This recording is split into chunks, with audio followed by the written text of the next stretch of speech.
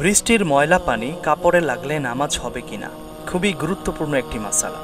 তীব্র তাপ প্রবাহের পর বৃষ্টি কার না ভালো লাগে। তাপ প্রবাহের সময় একটু বৃষ্টির জন্য মোটামুটি সবাই চাতক পাখির মতো চেয়ে থাকে। তবে নগর জীবনে বৃষ্টি পরবর্তী পরিস্থিতি খুব একটা সুখকর হয় না। কাদা জমে থাকা পানি স্বাভাবিক চলাফেরায় ব্যাঘাত ঘটায়। কোথাও শান্তিতে হাঁটার উপায় থাকে না। চলাফেরা করতে গিয়ে বৃষ্টির জমে থাকা ময়লা পানি জামা কাপড়ে লেগে যায়। নোংরা পানিতে অপবিত্র হওয়ার সম্ভাবনা প্রবল।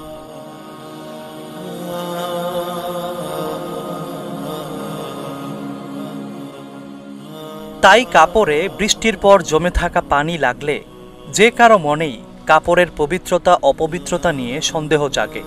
এমন কাপড়ে নামাজ হবে কিনা এমন সন্দেহও থেকে যায়।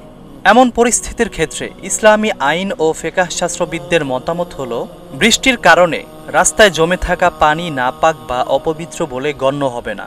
কেননা যতক্ষণ পর্যন্ত সেই পানিতে স্পষ্ট কোনো অপবিত্র বস্তু দেখা যাবে, স্পষ্ট কোনো অপবিত্র বস্তু দেখা গেলে সেই পানি অপবিত্র বলে গণ্য হবে এবং তা কারো কাপড়ে লাগলে তা নাপাক হবে।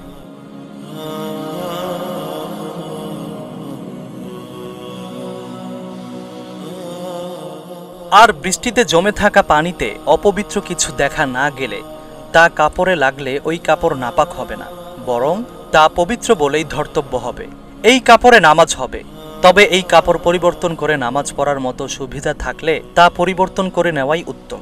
তবে বৃষ্টির সময় কোথাও পানি জমে যাওয়ার পর যদি সেখানে নাপাক দেখা যায় বা নাপাক ড্রেনের পাশে রাস্তা হয় আর সেই নাপাক রাস্তায়ও চলে আসে, তাহলে এমন রাস্তায় পতিত পানির ছিটা নাপাক। তাই গায়ে বা কাপড়ে সেই পানি লাগলে ধুয়ে নিতে হবে। যদি কোনো ব্যক্তিকে প্রতিদিনই ড্রেনের পানি অতিক্রম করতে হয় এবং এই থেকে বেঁচে থাকাও কষ্টকর, তাহলে ওই পানির ছিটা লাগলে যদি ময়লা দেখা না যায়, মাজুর হিসেবে মাফ পাওয়ার সুযোগ রয়েছে।